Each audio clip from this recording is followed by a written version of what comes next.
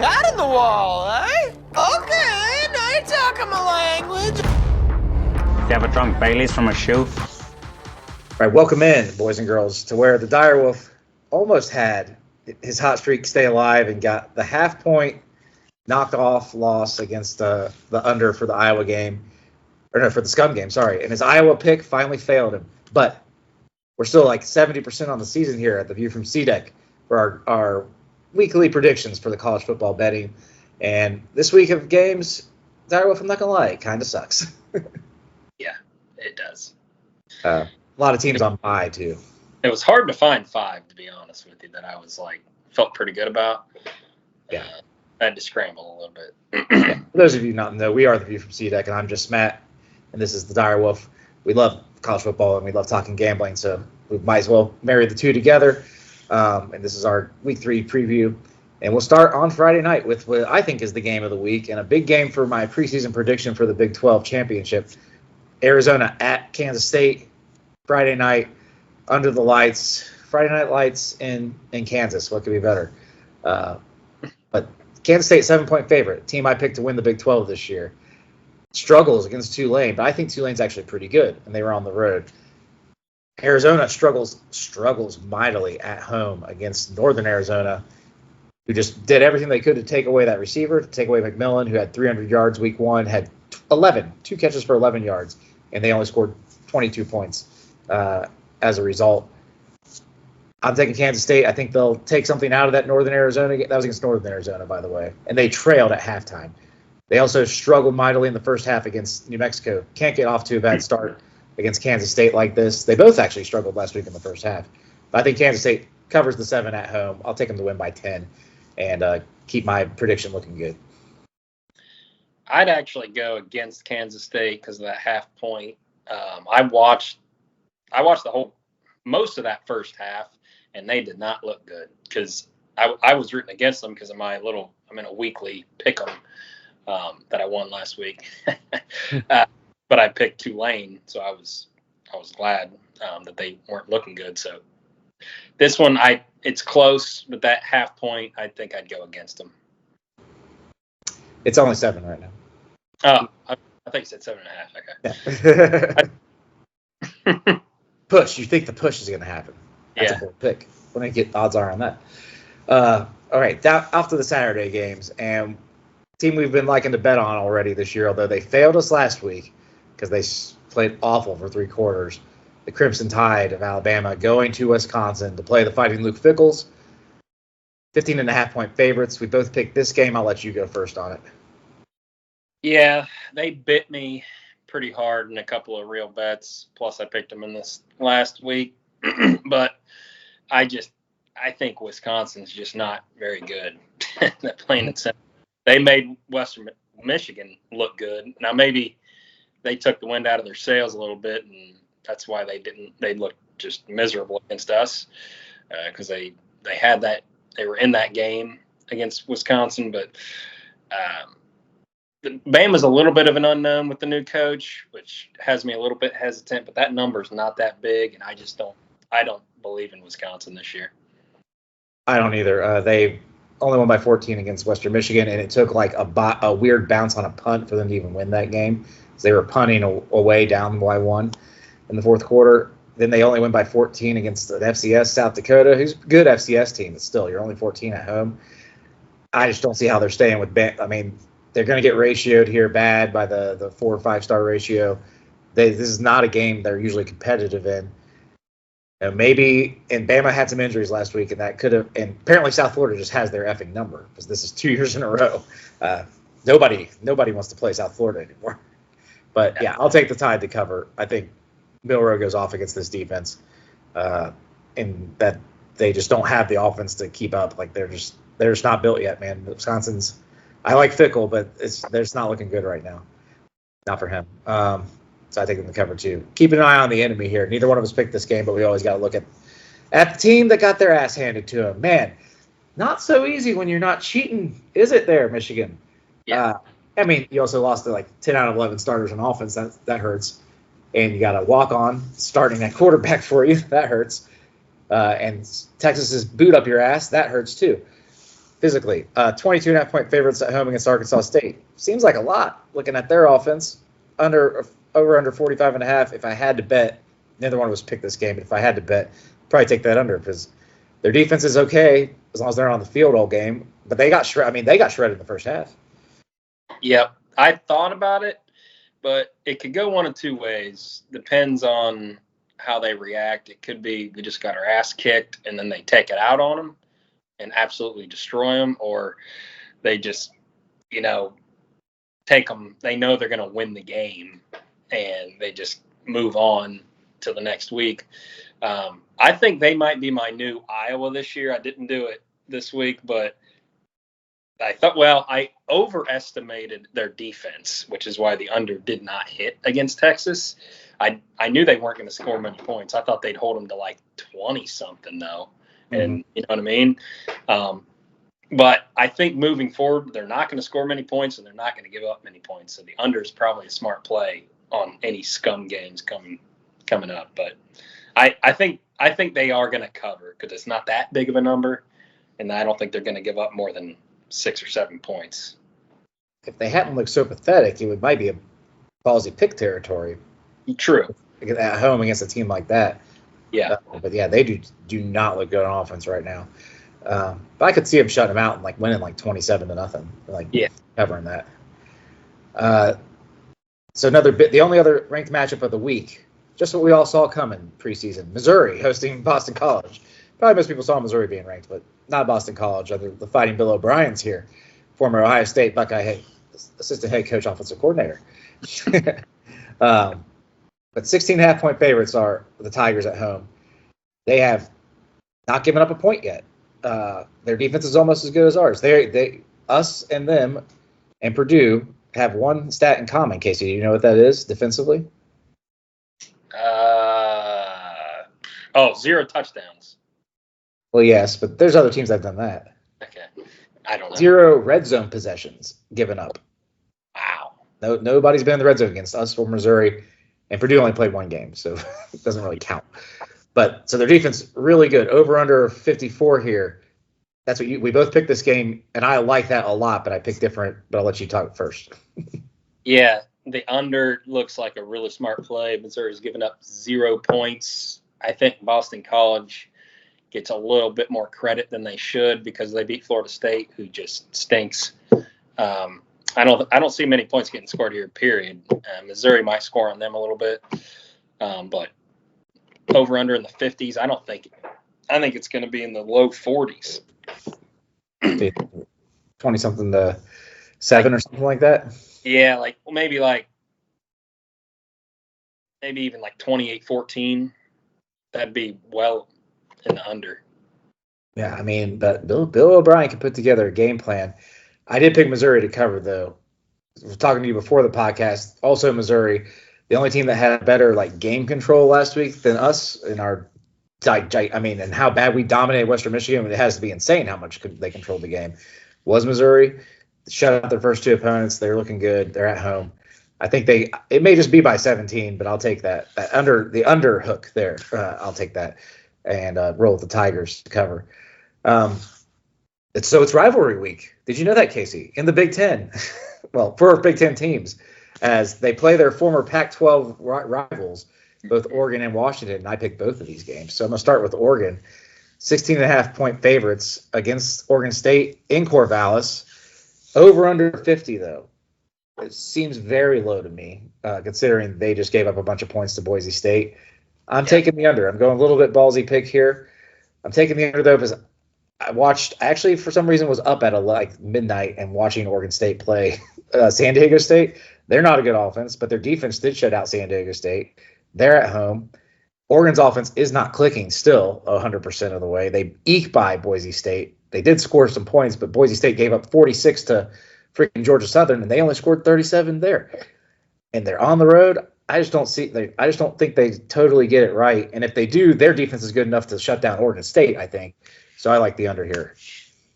Did I pick this one? You did not. Okay, I considered it. I think I would go with Oregon to cover the spread if I picked this game. In Corvallis. They got a lot to prove, man. They just have not looked good. 2 straight weeks. They were some people were picking them to win the conference, which is not a long. I mean, National championship. A lot of people. Yeah, I mean, so, and I thought they were by far our biggest competition in the conference. I mean, obviously scum, but on a national brand, I was worried about that away game. I am no longer worried, but they just have to show something. If they keep struggling, then it's going to be a long season for them. Yeah, 10-point win against Idaho. 3-point win against Boise State? They're struggling with the state of Idaho. Yeah. Now they got to fight their own state. I mean, not looking good. But speaking of state battles, interstate battles, Washington hosting Washington State, another new Big Ten school. Washington laying 4.5. They've looked just mediocre against really bad competition. They won like 30-9 against an FCS team last week and 35-3 the first week against like a really bad team. Meanwhile, Washington State just kicked the crap out of Texas Tech, and they're getting 4.5. And I'm not sure Washington's any good yet. They lost so much. I think Washington State's going to want something to prove after getting left behind by their big Pac-12 brethren. I'll take the 4.5 for the Cougs. I thought about doing this one too, and kind of the same thing. I have no idea how good or bad Washington is. It's so hard. It's hard to tell this early. They were in the freaking national championship game 1 year ago, but they lose their star quarterback, receiver, among many other guys. But I didn't know what to think from them. I thought they'd kind of be like similar to Michigan, losing so many people. But it's hard. I mean, they're 2-0, right? So yeah. I mean, to them, they could make the playoff. All these teams have something to play for. That's what I like about the 12 team. Even they're not really going to make it, but anybody who hasn't lost yet, just keep on trucking. You never know. You never know. If you can get to 10 wins, you got a chance. I mean, you're in a major, and especially if you're in the Big Ten or SEC. Purdue hosting Notre Dame, who just had their hearts ripped out, still alive, I guess. Even though that's a terrible loss to Northern Illinois. Maybe not. Maybe it won't end up looking terrible. But Purdue getting 10.5 at home, not a lot. Over under 46. That's more what I eyeball them. But I know you picked this game and picked the Boilermakers to cover. Yep. I mean, in the past couple years, they have always had. They have at least one really bad game. They had a heartbreaker to us, and then followed that up with a loss to Marshall last year. Yeah, and then now they have this loss. It's like I could see them putting another bad performance together. And Purdue's not like great or anything, but they're no slouch, and they're kind of like a little bit of a rivalry, right? Seems like they play each other quite a bit. Both from Indiana. Their campus isn't that far away from each other. Yeah, so I think they win, but I think it's gonna be a tight game. I could see that. I think Purdue's really bad though, and Notre Dame, I think just got caught feeling themselves. Although Riley Leonard has looked bad there, and there are people talking about him getting benched already after they just paid him over $1 million to come be quarterback. Welcome to the NIL world. You may not get what you pay for all the time. I'll take the Domers to cover, but not feeling great about that. I'm just doing it to go against you. Their offense stinks, though. I think I'd take the under is what I feel best about, under 46. Two teams that looked opposite last week, and this is interesting. So you said you took Tulane last week. Now they're on the road getting 13.5 against an Oklahoma team that struggled offensively against a Houston team that got their ass kicked by a G5 team week 1. So why does Oklahoma beat down Tulane even worse after Tulane keeps it really – Tulane got ripped, by the way, totally ripped at the end of that game. That should not have been offensive pass interference. I was watching it because it was I was kind of I was invested in that game, so I had to see the end. And it's kind of the same mantra, I guess, I've had in these picks where it's like it could go one or two ways. Do they are heartbroken they just lost that game, like they had it, and that could have meant a lot for them. And then now Oklahoma, who they definitely struggled, but they they should be. Most people probably would have thought they'd be better than Kansas State, I would have thought, coming into the season. They ranked about the same. Yeah. I guess I didn't buy into Kansas State that much. But I think they come in a little bit lackluster, and the spread's not that big. So I think they're gonna run away with it by 3 touchdowns or so. Say 13.5 is kind of big, but it is moving that way, like towards your direction. It's minus 115 on the 13.5 right now. I'll take Tulane to cover though. I think they're actually a good team, and they've played a lot of they've played and hung with teams just as good as Oklahoma over the last few years. I mean, they're coming off back-to-back double-digit win seasons. They beat USC in a bowl game a couple of years ago. Like they're not afraid of this game. I think they'll keep it close enough. I don't know if they'll win, but I think they keep it close. What other crappy games did we pick? No under on the Iowa game against Troy this week, or what? They scare me. They scare me. That high-powered offense that they have now. They're averaging 30 points a game. I mean, there's Fuego. And so, we will talk about them real quick though, because this almost happened in an NFL game, I think yesterday too. Going for 2 though, early when you don't need to do it. What they lose by in that game, Casey? On a last-second field goal.